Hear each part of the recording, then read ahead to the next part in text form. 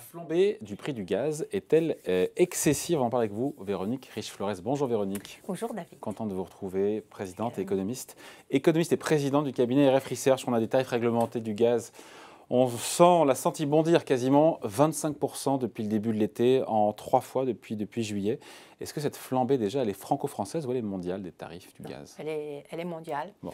Elle est mondiale. On le vit un peu mieux comme ça. Elle tend plutôt à s'accélérer d'ailleurs ces dernières semaines. Et finalement, bon, au niveau mondial, alors vous avez des tas de tarifs de gaz, c'est un marché assez complexe à aborder, mais on peut dire que sur un an, les prix ont doublé. À peu près. Qu'on soit aux États-Unis, parce qu'il y a un marché aux États-Unis, un marché en Asie, un marché en Europe. Exactement, en Asie et en Europe d'ailleurs, les prix sur les marchés à terme ont fait davantage qu'aux États-Unis, effectivement. Oui. Et les prix du gaz aux États-Unis sont moins chers. Je ne suis pas un expert, j'ai vu que les prix étaient moins chers. Pardon? Aux États-Unis, les prix en absolu, gaz, voilà. Ouais. Mais en variation, les évolutions sont vraiment globales et très fortes. Bon. Alors pourquoi cette tension? Pourquoi cette tension, encore une fois, sur le cours du gaz? Parce qu'on imagine que la demande est repartie.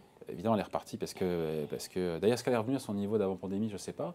C'est reparti parce que les économies se sont rouvertes. Après, la question, c'est est-ce que l'offre a suivi? C'est comme souvent. Est-ce que la demande repart vite? Est-ce que l'offre suit? J'imagine que, comme pour le pétrole, je pose la question, je ne sais pas, hein, on n'a peut-être pas assez investi en période de crise et donc on le paye à un moment donné, quoi. Alors, il y a plusieurs éléments. Je dirais, avant toute chose, peut-être remettre dans le contexte. Nous sommes depuis l'été de l'an dernier à peu près dans un contexte de spéculation sur l'ensemble des matières premières. Hein. C'est important de le rappeler. Ça n'explique pas forcément tous les éléments, et certainement pas d'ailleurs, les éléments de la flambée du gaz. Mais on est dans un contexte effectivement où les marchés et les acteurs économiques s'attendent ou se posent des questions sur l'offre et la demande. Alors sur le gaz, on a, donc ça c'est un peu le point de départ, la trame de fond. Sur le gaz spécifiquement, il y a effectivement une reprise de la demande qui est très forte. Pourquoi ? D'abord parce qu'il y a eu des étés chauds et que le gaz est plutôt utilisé, je pense notamment aux États-Unis, pour les appareils de climatisation. Deuxièmement, et c'est un peu plus difficile à mesurer pour l'instant, mais quand on parle énergie propre ou abandon des énergies fossiles, une étape intermédiaire consiste à substituer et à passer par du gaz de manière plus large. Parce que c'est moins polluant que le charbon, c'est moins polluant que d'autres... Exactement, c'est nettement moins, c'est à peu près 50% moins polluant que le pétrole. Hein. Et donc, effectivement, il y a une recrudescence de la demande qui est liée à ce phénomène-là. Ce n'est pas la solution idéale, mais c'est entre deux. Et en attendant de trouver les solutions idéales, eh bien, finalement, la demande pour le gaz s'est accélérée, effectivement. Donc ça, c'est le premier point. Et puis, à la fin de la pandémie, mais je dirais, à la limite, on serait revenu à la situation antérieure. Parallèlement, effectivement, du côté de l'offre, il y a des difficultés. Alors, des difficultés qui sont liées aux effets de la pandémie, comme sur beaucoup de marchés de matières premières.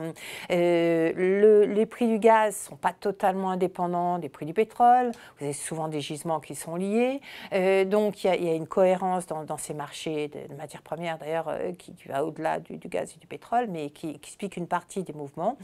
Et puis, on a toujours des difficultés d'approvisionnement, de production, d'approvisionnement liées au dysfonctionnement du fait de la situation sanitaire. Et donc, le mixte, effectivement, crée beaucoup de pression à cette période-là. Pourquoi?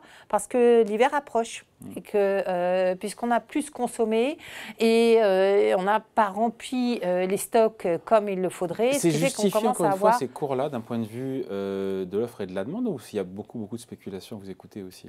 Il y a un fond, un terrain spéculatif, effectivement. Moi, je ne peux pas voir les prix du pétrole aujourd'hui sans cette explication spéculative. Je pense qu'aujourd'hui, on devrait logiquement avoir plutôt des prix, on est à peu près quasiment à 75 aujourd'hui, 73 dollars le baril sur le Brent. 60 serait beaucoup plus conforme à ce que nous disent les indicateurs économiques. Hein.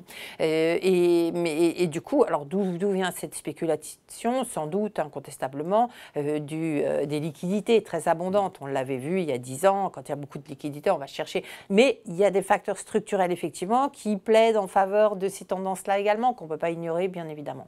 Donc, oui, il y a une partie spéculative. Et puis là, il y a surtout s'agissant de l'or, l'approche de l'hiver. On a eu des hivers très rigoureux l'an dernier. On n'a pas beaucoup de stocks. Pourrait être à court de gaz, selon un expert cité par le Wall Street Journal. Oui, et vous avez au Royaume-Uni, les prix ont littéralement flambé, avec ceux de l'électricité d'ailleurs, parce que bien évidemment ça fait ricocher. Hein, le gaz est une partie importante de la production d'électricité. Et donc finalement, on a quelque chose, des risques de rupture, d'insuffisance cet hiver, en cas notamment d'hiver trop froid, et puis un risque de spirale à la hausse des prix qui est assez préoccupant dans le contexte actuel. Est-ce que c'est une mauvaise nouvelle pour les consommateurs et au-delà de ça? Bon, la réponse est oui, mais est-ce que ça peut altérer le rebond économique, encore une fois, des économies? Alors, ou est-ce que ce n'est pas suffisant pour... C'est-à-dire qu'il n'y a pas que le gaz, et il y a déjà beaucoup de hausses de prix, on l'a constaté avec l'inflation américaine, donc vous avez des épiphénomènes, mais qui finalement perdurent un petit peu, puis bout à bout, effectivement, commence à... bout à bout qui perdure. Voilà, hein, donc, et on a vraiment le sentiment que... Allez, on a envie de dire, tant qu'on ne s'est pas débarrassé de cette histoire de Covid et d'épidémie et de dysfonctionnements qui vont avec au niveau des transactions, enfin de la production, des transactions internationales, etc., il y a quelque chose qui risque de faire perdurer ces tensions sur les prix des matières premières. Alors, si vous rajoutez le gaz, qui est un composant important de la consommation d'énergie, qui a plutôt eu tendance à augmenter ces toutes dernières années d'ailleurs, hein, c'est une ponction immédiate sur le pouvoir d'achat. Donc ça va venir rogner le rebond économique, quoi. C'est un risque effectivement assez important, d'autant que on le voit avec les tarifs du gaz en France. Hein, beaucoup de pays ont des tarifs réglementés, mais ça finit par passer.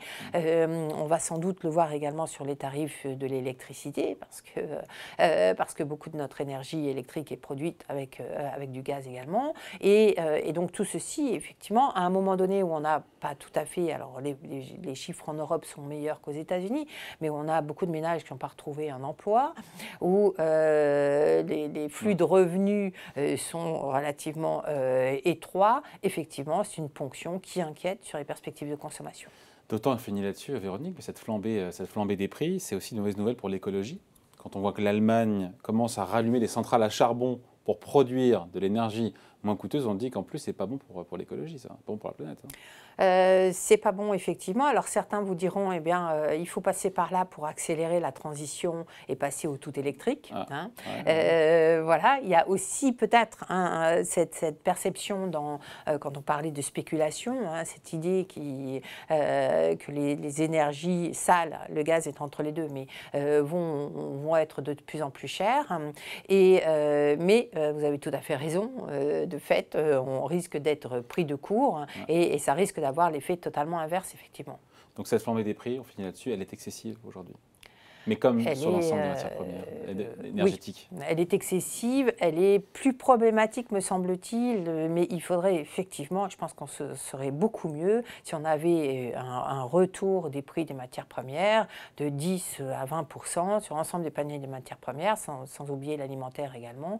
Mais c'est le passage obligé, me semble-t-il, sur le marché pétrolier pour envisager que les prix du gaz, par exemple, se stabilisent. Mais vous voyez que le marché résiste. Les Chinois ont annoncé la semaine dernière qu'ils allaient utiliser leurs réserves de pétrole pour contrer la flambée des prix. Et ça n'a pas suffi. Les prix des barils ont encore pris $1 ou $2 dans la fin de la semaine dernière. Pourtant, sur fond de tapering et de sortie des politiques monétaires expansionnistes, on se dit que ça pourrait aider à tasser un petit peu les cours sur les matières premières.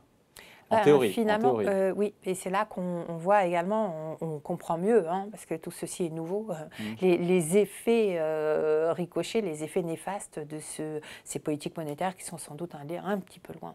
Ouais, et dont on commence à sortir, puisque la BCE, elle aussi, sans le dire, tout recalibre. C'est pas un tapering, elle recalibre ses rachats d'actifs. Ils sont forts. Hein. Allez, merci beaucoup, Véronique Riche-Flores, présidente économiste et présidente du cabinet RF Research. Merci.